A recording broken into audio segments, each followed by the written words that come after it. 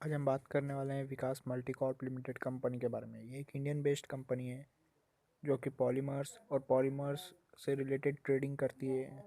ये company chemical sector में business करती है। ये कंपनी ट्रेडिंग करती है अलग अलग केमिकल्स कंपोनेंट्स का, जैसे कि polymers, polyvinyl chloride resin, plastic granules. Plastic industry से रिलेटेड कंपनी काम करती है। आगे चलते हैं और भी जान लेते हैं कंपनी के बारे में। कंपनी का मार्केट कैप है 505 करोड़।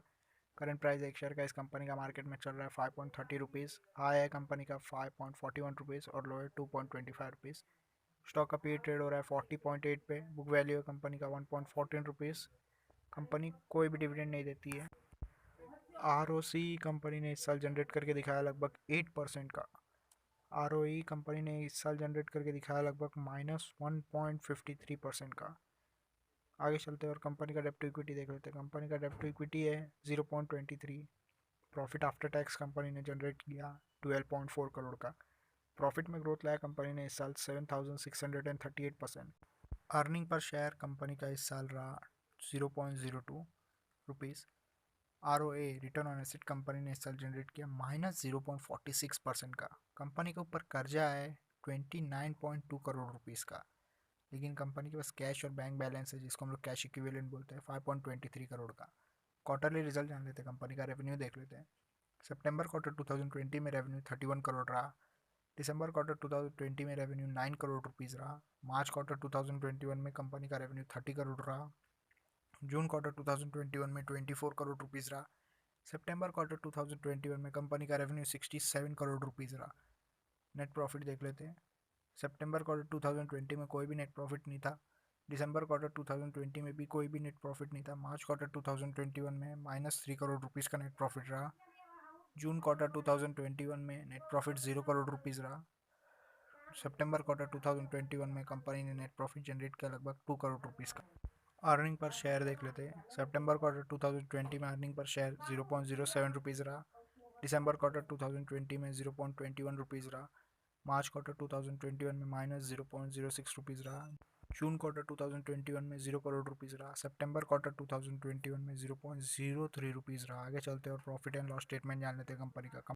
रेवेन्यू देख लेते हैं। 2017 में रेवेन्यू 100 करोड़ रुपीज़ था। 2018 में 109 करोड़ रुपीज़ रहा। 2019 में 215 करोड़ रहा। 2020 में 156 करोड़ रुपीज़ रहा।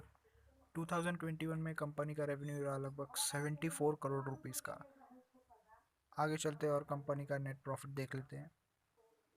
2017 में कोई भी नेट प्रॉफिट नहीं था। 2018 में 1 करोड़ रुपीज़ का नेट प्रॉफिट था। 2019 में कंपनी ने 1 करोड़ रुपीज़ का नेट प्रॉफिट जनरेट किया। 2020 में कंपनी ने 1 करोड़ रुपीज़ का नेट प्रॉफिट जनरेट किया। 2021 में कंपनी ने -3 करोड़ रुपीज़ का नेट प्रॉफिट जनरेट किया। आगे चलते हैं और अर्निंग पर शेयर देख लेते हैं। 2017 में अर्निंग पर शेयर 0.25 रुपीज़ रहा।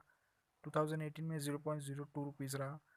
2019 में 0.03 रुपीज़ रहा। 2020 में कंपनी ने अर्निंग पर शेयर जनरेट किया 0.02 रुपीज़। 2021 में कंपनी ने अर्निंग पर शेयर जनरेट किया -0.05 रुपीज़। प्रॉस जान लेते हैं कंपनी का। कंपनी ने इस साल डेप्थ रिड्यूस किया। कंपनी से एक्सपेक्टेशन है कि आने वाले क्वार्टरली रिजल्ट कंपनी बहुत अच्छा जनरेट करके दिखाएगी। आगे चलते हैं और कंपनी का रेशियो जान लेते हैं। कंपाउंडेड सेल्स ग्रोथ रेशियो देख लेते हैं। पिछले 10 साल का डाटा अवेलेबल नहीं है। पिछले 5 साल का एवरेज सेल्स ग्रोथ है -4% का। पिछले 3 साल का एवरेज सेल्स ग्रोथ है -27%। और इस साल कंपनी ने सेल्स में ग्रोथ लाया 191%। कंपाउंडेड प्रॉफिट ग्रोथ देख लेते हैं। पिछले 10 साल का डाटा अवेलेबल नहीं है। पिछले 5 साल का भी डाटा अवेलेबल नहीं है। पिछले 3 साल का भी डाटा अवेलेबल नहीं है। कंपनी ने इस साल प्रॉफिट में ग्रोथ लाया 7,638%। स्टॉक का प्राइस कैसे मूव किया वो भी देख लेते हैं। पिछले 10 साल का डाटा अवेलेबल नहीं है। पिछले 5 साल का भी डाटा अवेलेबल नहीं है। पिछले 3 साल का भी डाटा अवेलेबल नहीं है। और पिछले साल कंपनी का शेयर का प्राइस बढ़ा लगभग 12%। रिटर्न ऑन इक्विटी देख लेते हैं। पिछले 10 साल का डाटा अवेलेबल नहीं है। पिछले 5 साल का एवरेज रिटर्न ऑन इक्विटी है लगभग 1% का। पिछले 3 साल का average return on equity company ने जनरेट किया 1% का। और पिछले साल कंपनी ने रिटर्न ऑन इक्विटी जनरेट करके दिखाया लगभग -2% का। आगे चलते हैं और कंपनी का शेयर होल्डिंग पैटर्न जान लेते हैं। 14.81% होल्डिंग्स प्रमोटर्स का है। फॉरेन इन्वेस्टर का होल्डिंग 0.02% है और पब्लिक होल्डिंग 85.17% है। अभी तक इंस्टीट्यूट ने इन्वेस्ट नहीं किया कंपनी में। अगर आपको इन्फॉर्मेशन अच्छा लगा तो वीडियो को लाइक करें, शेयर करें, कमेंट करें और चैनल को सब्सक्राइब कर दें।